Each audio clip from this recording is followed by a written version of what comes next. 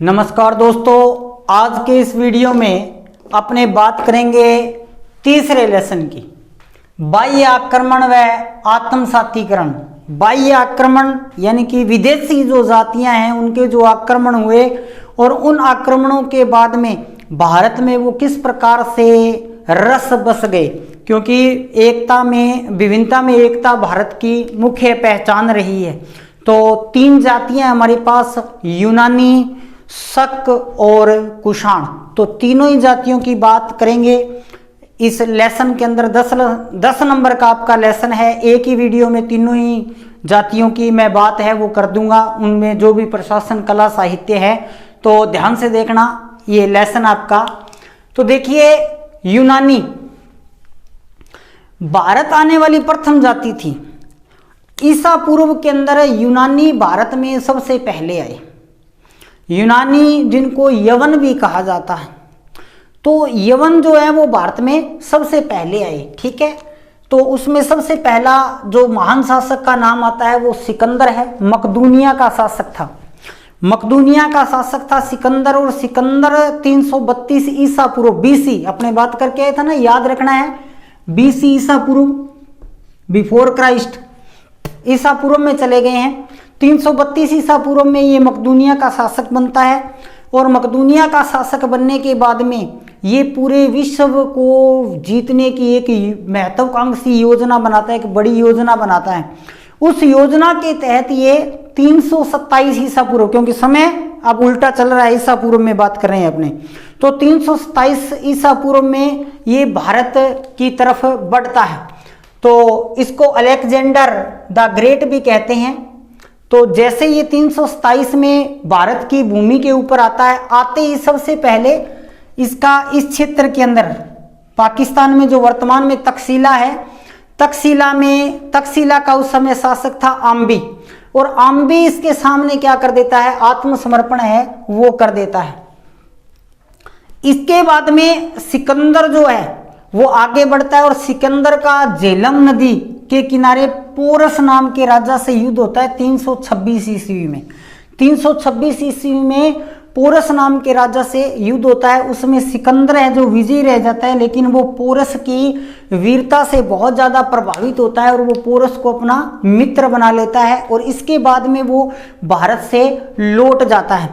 एक और महत्वपूर्ण प्रश्न है यहाँ पे, आपने ध्यान रखना है कि जिस समय भारत में सिकंदर का आक्रमण होता है उस समय मगध, क्योंकि मगध महाजनपदों में सबसे बड़ा था, तो मगध के ऊपर नंदवंश का शासन था और गणानंद अंतिम शासक था। तो गणानंद के समय सिकंदर का आक्रमण होता है। इसके बाद में देखिए 326 आ गया ना, तो अपने मौर्य साम्राज्य करके आए थे। 323 ईसा पूर्व के अंदर मौर्य साम्राज्य की स्थापना चंद्रगुप्त मौर्य उसी गणानंद को पराजित करके करता है। तो यहाँ झेलम नदी का युद्ध 326 ईसा पूर्व में होता है। पोरस हार जाता है, सिकंदर जीत जाता है, लेकिन वो पोरस को अपना मित्र बना लेता है और यहाँ से लौट जाता है वापस। तो सिकंदर की जो मृत्यु है वो 323 ईस्वी में बेबीलोनिया में हो जाती है। जब सिकंदर की मृत्यु होती है तो सिकंदर के पीछे कोई सशक्त उत्तराधिकारी नहीं था। उत्तराधिकार के अभाव में उसके दो सेनापति होते हैं, सेल्यूकस निकेटर और फिलिप। तो उनको वो राज्य आधा आधा बट जाता है। तो भारत के पास लगता हुआ जो राज्य था ना, वो सारा किसको मिलता है, सेल्यूकस निकेटर को मिलता है। और सेल्यूकस निकेटर इन क्षेत्रों पर अपना राज्य, कांधार वगैरह यहाँ पे अपना राज्य है वो, या आगे इस क्षेत्र में करना प्रारंभ कर देता है। इधर क्या हो जाता है, 323 ईस्वी में ईसा पूर्व में मौर्य साम्राज्य की स्थापना है वो हो जाती है। जब मौर्य साम्राज्य की स्थापना हो जाती है तो आपको याद होगा, अपने मौर्य काल करके आए थे, चंद्रगुप्त मौर्य के दरबार में सेल्यूकस निकेटर अपना राजदूत भेजता है मेगस्थनीज। और मेगस्थनीज कौन सा ग्रंथ लिखता है, इंडिका। या सेल्यूकस और चंद्रगुप्त मौर्य के अंदर एक युद्ध होता है। युद्ध में सेल्यूकस है वो पराजित हो जाता है और पराजित होने के बाद में इनमें एक संधि होती है। संधि के अंदर चंद्रगुप्त इसको 500 हाथी देता है, ये 4 क्षेत्र देता है, एरिया, हेरात, प्रसोनिया, वो सारे क्षेत्र देता है। और अपनी पुत्री हेलेना का जो विवाह है वो चंद्रगुप्त से कर देता है। इसके बाद एक और शक्तिशाली शासक आया, मेंडर, प्रसिद्ध शासक था, जिसको मिलिंदपनाह नामक पाली ग्रंथ है जिसमें वो नागसेन के साथ विचार विमर्श है, उसका वार्तालाप है, वो इसके अंदर बताया गया है। तो यूनानी आक्रमण में आपने कुछ ज्यादा बातें याद नहीं रखनी। सिकंदर मकदूनिया का शासक था, अलेक्जेंडर द ग्रेट कहते हैं। तक्षशिला के शासक आम्बी ने आत्मसमर्पण कर दिया। सिकंदर ने पोरस को झेलम नदी के युद्ध में 326 ईसा पूर्व में पराजित किया। जिस समय सिकंदर का आक्रमण होता है उस समय मगध पर नंदवंश का शासक था, अंतिम नंद शासक घनानंद जो था वो वहां पर राज कर रहा था। और उसके बाद में उसी समय 323 में जब सिकंदर की मृत्यु बेबीलोनिया में होती है, उसी समय भारत में एक विस्तृत साम्राज्य, मौर्य साम्राज्य की स्थापना है वो हो जाती है। इसके बाद में अपने दूसरे जाति की बात करते हैं, शक। शक देखिए, सीर नदी जो कि मध्य एशिया में बहती है, तो सीर नदी का जो क्षेत्र था ना, इस सीर नदी के क्षेत्र में शक थे। शक दो रास्तों से भारत की ओर एक बढ़े, जिसमें से एक भारत आ गए, एक भारत के उत्तरी पश्चिमी भाग के अंदर बस गए शक। तो जो भारत शासक आए उसमें मावेज जो था ना, वो भारत में शक राज्य का संस्थापक था। यानी कि सीधा प्रश्न, भारत में शक राज्य की स्थापना किसने की? मावेज ने की। मावेज का केंद्र जो था तक्षशिला था। तक्षशिला वर्तमान पाकिस्तान के अंदर है। तो यहां पर वो, यहां से भारत आता है, चीन मध्य एशिया से भारत आते हैं और तक्षशिला में अपना केंद्र स्थापित कर लेते हैं। मावेज क्या करता है भी, राज्य को अलग अलग भागों में बांट देता है। जिस प्रकार से अपने पीछे करके हैं भी, पूरा राज्य है उसके भाग बना दिए, कहीं प्रांत बोला गया, कभी कहीं जैसे हर्ष में भुक्ति बोला गया, तो वैसे ही ये क्या कर देता है, अपने राज्य को अलग अलग भाग में बांट देता है। और उन भागों पर जिस व्यक्ति को नियुक्त करता है उसको क्षेत्रप या गवर्नर कहा गया। तो देखिए, राज्य के अलग अलग भागों पर शासन करने के लिए क्षेत्रप या गवर्नर नियुक्त किए गए। यानी कि जो अधिकारी प्रांत या उस भाग में नियुक्त किया गया उसे क्षेत्रप या गवर्नर कहा गया। अब जैसे ही धीरे धीरे करके केंद्रीय सत्ता, यानी कि राजा कमजोर हुए, आगे के जो राजा थे वो कमजोर हुए, जब आगे के राजा कमजोर हुए तो ये जो क्षेत्रप थे ना, ये जो गवर्नर थे वहां के, ये शक्तिशाली हो गए। इन गवर्नरों के शक्तिशाली होते ही शक जो राज्य था भारत में 4 भागों में विभाजित हो गया। उन 4 भागों में क्या महत्वपूर्ण बात थी, देखिए, जो 4 भाग थे ना शक क्षेत्रपों के केंद्र, बाद में ये जब शक्तिशाली हो गए तो इन्होंने अपने अपने राज्य स्थापित कर लिए। मैं सीधी सी बात ये कह सकता हूं। तो इनके केंद्र कौन से थे? पश्चिमी भारत के क्षेत्र, यानी कि अब आप ये भी कह सकते हो पश्चिमी भारत का शक राज्य, उत्तरी भारत का मथुरा का और उज्जैनी का, ये 4 भाग हो गए।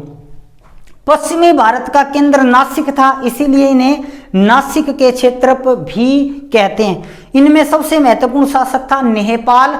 नेहपाल के युद्ध होते हैं सातवाहन शासकों के साथ, जिनका वर्णन मिलता है। ये सबसे शक्तिशाली शासक था, लेकिन आपके सिलेबस के अनुसार आप बस इतना जानो तो बहुत है। उत्तर भारत के जो क्षेत्रप थे उनका केंद्र था तक्षशिला, पाकिस्तान के अंदर। मथुरा के जो क्षेत्र थे, मथुरा मालवा का जो क्षेत्र है वहां पे। और फिर उज्जैनी के जो क्षेत्र थे उनमें सबसे महत्वपूर्ण शासक था रुद्रदामन प्रथम।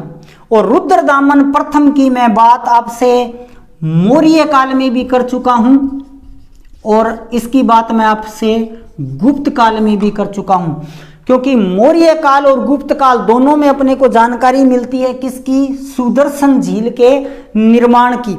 और इसका जो रुद्रदामन का जो अभिलेख है वो जूनागढ़ अभिलेख है, जिसकी अपने विस्तार से बात कर चुके हैं। जूनागढ़ अभिलेख रुद्रदामन फर्स्ट शक शासक का है, संस्कृत का पहला अभिलेख है, जिससे अपने को मौर्य शासक चंद्रगुप्त मौर्य और अशोक की जानकारी मिलती है। सुदर्शन झील के निर्माण की अपने को इसमें जानकारी मिलती है। गुप्तों में गुप्त शासक स्कंद गुप्त के समय उस झील का पुनर्निर्माण चक्रपालित ने करवाया था, या इस झील का निर्माण जो है वो मौर्य शासक चंद्रगुप्त के समय उसके सौराष्ट्र यानी कि गुजरात के सेनापति पुष्यमित्र ने पुष्यमित्र वैश्य ने करवाया था। ये सारी बातें अपने कर चुके हैं। तो दो जो राजवंश थे जिनकी अपने बात कर रहे थे, यूनानी भारत में आने वाली पहली जाति, सिकंदर को अलेक्जेंडर कहते हैं। तक्षशिला के शासक अंबी ने आत्मसमर्पण कर दिया। झेलम नदी के युद्ध में सिकंदर ने पोरस को पराजित कर दिया। सिकंदर का सेनापति सेल्यूकस निकेटर था, जिसका बाद में चंद्रगुप्त मौर्य के साथ युद्ध होता है। युद्ध में वो पराजित हो जाता है। फिर वो अपना एक सेनापति अपना एक दूत मैगस्थनीज को उसके दरबार में भेजता है। वो सारी बातें उसके बाद में अपने ने बात की शक। तो शक जो शासक थे वो सीर नदी मध्य एशिया से भारत आते हैं। भारत आने वाला पहला शासक मावेज था, जिसको भारत में शक राज्य का संस्थापक कहते हैं। इसका केंद्र तक्षशिला था। बाद में इसने प्रत्येक भाग में गवर्नर नियुक्त किए। जब गवर्नर शक्तिशाली हो गए तो उन्होंने अपने अपने राज्य बना लिए। वो राज्य कौन कौन से थे? पश्चिम में, उत्तर में, मथुरा में और उज्जैन में। तो इसका केंद्र पश्चिमी भारत का नासिक था, उत्तरी भारत का तक्षशिला था, मथुरा का पश्चिम में क्षेत्र जो मालवा और मथुरा है वो था। उज्जैनी के जो क्षेत्र थे उसमें रुद्रदामन जो था सबसे प्रमुख था, जिसकी बात अपने मौर्य और गुप्त में जूनागढ़ अभिलेख के माध्यम से कर चुके हैं। अब देखिए इसके बाद में जो नेक्स्ट शासक आता है वो नेक्स्ट जो राजवंश आता है वो कुषाण आता है। कुषाण जो राजवंश था वो चीन से भारत आया। तो चीन के मैं आपको कह सकता हूं चीन के कानसू प्रांत की जाति थी। कानसू प्रांत की जाति थी। कुषाण जो थे घुमक्कड़ जाति थी। यूची एक चीन की अन्य जाति थी जो इनको पराजित कर देती है। वहां से चीन से ये पराजित होकर भारत की ओर बढ़े। अब देखिए कई ये कहते हैं कि कई इतिहासकारों का ये मत है कि कुषाण नामक व्यक्ति के नाम से इस वंश का नाम कुषाण वंश मिला, लेकिन जो अपने को वृहद साक्ष्य मिलते हैं उनके अनुसार कुजल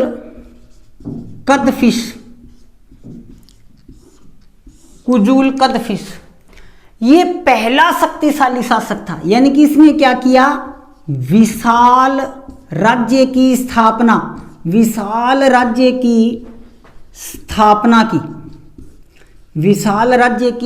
स्थापना है वो इसने की। ठीक है। इसकी उपाधि क्या थी? महाराजा धीराज उपाधि थी इसकी।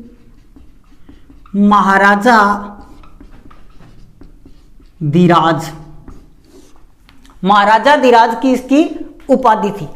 अब इसके बाद में जो शासक बनता है वो बनता है वेम कदफिश। वेम जो कदफिश थे राजा धीराज जना, इनकी उपाधि क्या थी?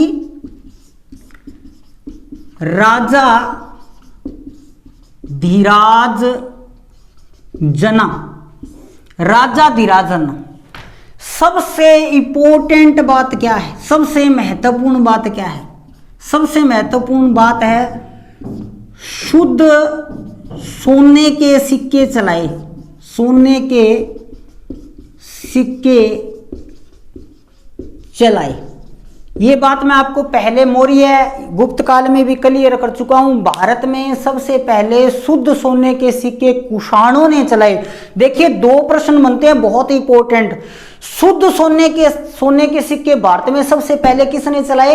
कुषाणों ने चलाए। लेकिन जब ये प्रश्न आए कि सबसे पहले भारत में सोने के सिक्के किसने चलाए, तो हिंद यूनानी शासकों ने चलाए। यानी कि यूनानी और हिंदुस्तान के शासकों ने मिलकर चलाए। सोने के सिक्के किसने चलाए? हिंद यूनानी शासकों ने चलाए। और शुद्ध सोने के सिक्के किसने चलाए? कुषाणों ने। जो यूनानी शासकों द्वारा सोने के सिक्के चलाए गए थे वो चित्तौड़ के पास नगरी या अन्य जो भी अपने को पूरा स्थल की खुदाई अपने ने की है वहां से अपने को सोने के सिक्के हैं वो मिले हैं। लेकिन शुद्ध सोने के सिक्के हैं वो वेमकदफिश यानी कि कुषाण शासकों द्वारा चलाए गए। और इनके जो ये सोने के सिक्के थे इन पे नंदी और शिव की आकृतियां थी। नंदी व शिव की आकृतियां थी। इनके द्वारा जो सोने के सिक्के चलाए गए उन पे नंदी और शिव की आकृति थी। ठीक है। इसके बाद में अपने कुषाणों में सबसे इंपॉर्टेंट शासक की बात करेंगे और वो है कनिष्क। न केवल कुषाणों के अंदर अपितु भारत में सबसे महत्वपूर्ण शासकों में एक माने जाते हैं कनिष्क। कनिष्क, इनका राज्यकाल माना जाता है 78 से लेकर 101 ईस्वी तक। 78 से लेकर 101 ईस्वी तक। तो देखिए इनका जब राज्याभिषेक हुआ 78 ईस्वी ईसा में, 78 ईस्वी में नया संवत शक संवत चलाया। शक संवत चलाया और इस शक संवत की बात अपने गुप्तों में कर चुके हैं। एक गुप्त शासक भी आया था आपके सामने जिसमें मैंने ये बात की थी भी राज्याभिषेक के ऊपर इसने एक संवत चलाया। कौन सा था वो शासक था चंद्रगुप्त प्रथम। 319 ईस्वी में एक नया संवत चलाता है गुप्त संवत। और गुप्त संवत और जो शक संवत है उसमें 241 साल का अंतर बताया अल-बरूनी ने, पुष्टि होती है। तो कनिष्क ने भी अपने राज्याभिषेक पे शकों को जो पराजित किया तो एक नया संवत चलाया शक संवत। अब देखिए इसने महत्वपूर्ण विजय कौन कौन सी की। विजय कश्मीर में सुंदर घाटी, कश्मीर में सुंदर घाटी, कश्मीर की सुंदर घाटी को कनिष्क ने जीता। और कल्लण की राजतरंगिणी, मोस्ट बता रखी है मैंने आपको किताब, कल्लण की राजतरंगिणी के अनुसार कनिष्क ने कश्मीर में अनेक नगरों की स्थापना की। इसके अलावा सांकेत, इसके अलावा तक्षशिला आदि क्षेत्रों को जीता। और जब ये कश्मीर में अभियान करता है तभी इसको वहां पे बौद्ध विद्वान अश्व घोष मिलते हैं जिसका जिक्र भी अपने करेंगे। लेकिन इसकी विजयों में जो सबसे इंपॉर्टेंट विजय थी ना, सबसे महत्वपूर्ण विजय थी वो थी इसकी चीन विजय। चीन विजय, चीन से हालांकि ये एक बार पराजित हो जाता है लेकिन फिर ये क्या करता है, चीन को विजय कर लेता है। देखिए क्या होता है, चीन का शासक और कनिष्क ये आमने सामने हैं, ठीक है। अब जो चीन का शासक था उसकी पुत्री थी और ये पुत्री के साथ विवाह करना चाहता है तो ये विवाह का प्रस्ताव भेज जाता है। चीनी शासक को ये विवाह का प्रस्ताव भेज देता है कि मैं आपकी पुत्री से विवाह है वो करना चाहता हूं। लेकिन इस शासक का सेनापति था, सेनापति क्या नाम था उसका,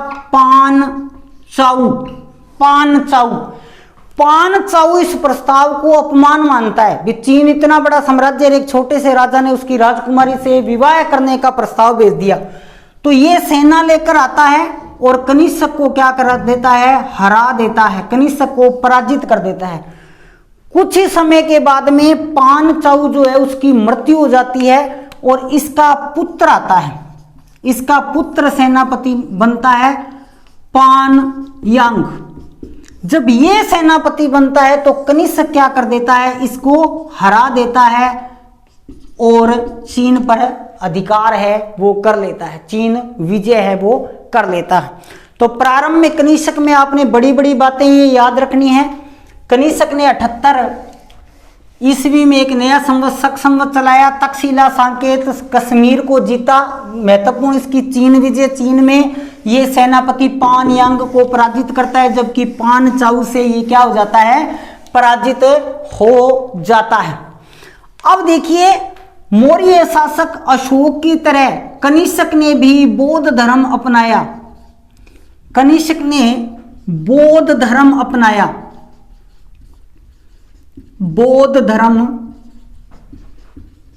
अपनाया। और कनिष्क क्या करता है, बौद्ध धर्म को राजाश्रय देता है और राजधर्म घोषित कर देता है भी राज्य का धर्म क्या होगा, बौद्ध धर्म होगा। जो कनिष्क की राजधानी थी ना, राजधानी कौन सी? पुरुषपुर। पुरुषपुर, पुरुषपुर में वो एक बौद्ध संगाराम बनवाता है, संगाराम बनवाया।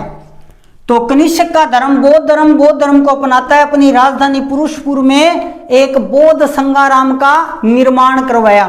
सबसे इंपॉर्टेंट बात क्या है? कनिष्क के समय चतुर्थ बौद्ध संगीति होती है भी, चतुर्थ बौद्ध संगीति। 4 बौद्ध संगतियां हुई थी, 4 बौद्ध संगतियां हुई थी। चौथी और अंतिम जो बौद्ध संगति है वो कनिष्क के समय हुई। और कहां पे होती है ये बौद्ध संगति? कुंडलवन कश्मीर में। कहां? कुंडलवन कश्मीर में, कुंडलवन कश्मीर में। इसका अध्यक्ष था वसुमित्र और इसका उपाध्यक्ष था अश्व घोष। अश्व घोष इसका उपाध्यक्ष था। ठीक है, तो ये बहुत ही इंपॉर्टेंट है, बहुत बार प्रतियोगी परीक्षा में आ चुका है। चौथी बौद्ध संगति किस का शासक के समय हुई? कनिष्क के समय हुई। सारे ही प्रश्न आ चुके हैं। कहाँ हुई? कुंडलवन कश्मीर में। अध्यक्ष कौन था? वसुमित्र। उपाध्यक्ष कौन था? अश्व घोष। अब देखिए, 2 महत्वपूर्ण विद्वान थे कनिष्क के समय। कनिष्क के दरबार में जो 2 बहुत ही इंपॉर्टेंट विद्वान थे वो कौन कौन से थे? एक तो नागार्जुन था, पहला जो था नागार्जुन, और दूसरा जो था अश्व घोष। अश्व घोष दोनों इंपॉर्टेंट हैं। जो नागार्जुन था ना, इसने शून्यवाद का सिद्धांत दिया। शून्यवाद का सिद्धांत दिया।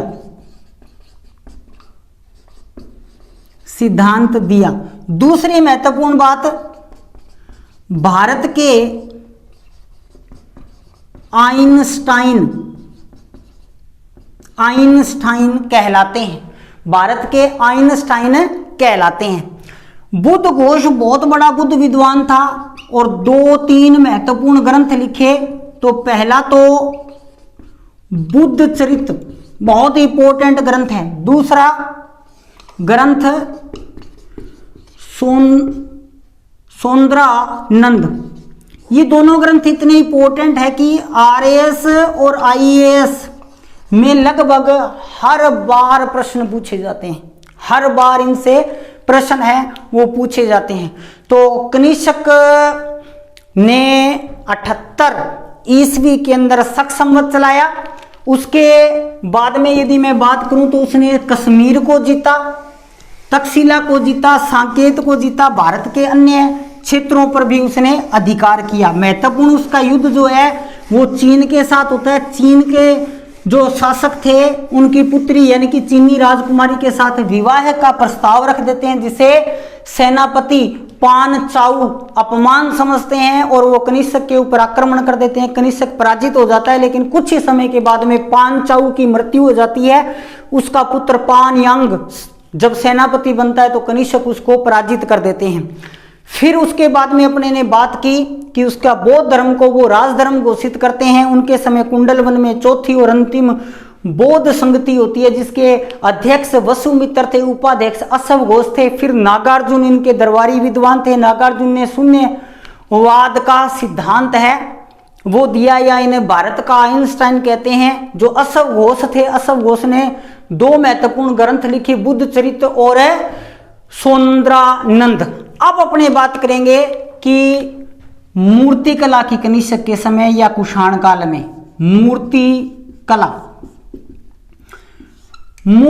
में देखिए, मूर्ति कला के अंदर जो कुषाण कालीन मूर्ति कला थी, एक तो कुषाण कालीन मूर्ति कला में नगनता थी, यानी कि कुषाण कालीन जो मूर्तियां थी उनमें मांसल शरीर दिखाया हुआ था, पारदर्शी वस्त्र थे, नग्नता थी। दूसरी बात क्या आती है, दूसरी बात ये आती है कि दो शैलियां थी। यदि अपने कुषाण काल के अंदर शैली की बात करें तो दो शैलियां सी, कौन कौन सी? गांधार शैली एक नंबर, ओके। दूसरी शैली मथुरा शैली, मथुरा शैली। दोनों में क्या चीज थी? दोनों में देखिए दो तीन बातें इंपॉर्टेंट याद रखनी है। ये विदेशी थी, विदेशी यानी कि ग्रीक यूनानी, ठीक है। ये जो शैली थी ये देसी थी। आपको बहुत छोटा प्रश्न लगेगा, 2016 का जो फर्स्ट ग्रेड हुआ था उसमें सीधा पूछ लिया था कि गांधार शैली स्वदेशी थी कि विदेशी थी।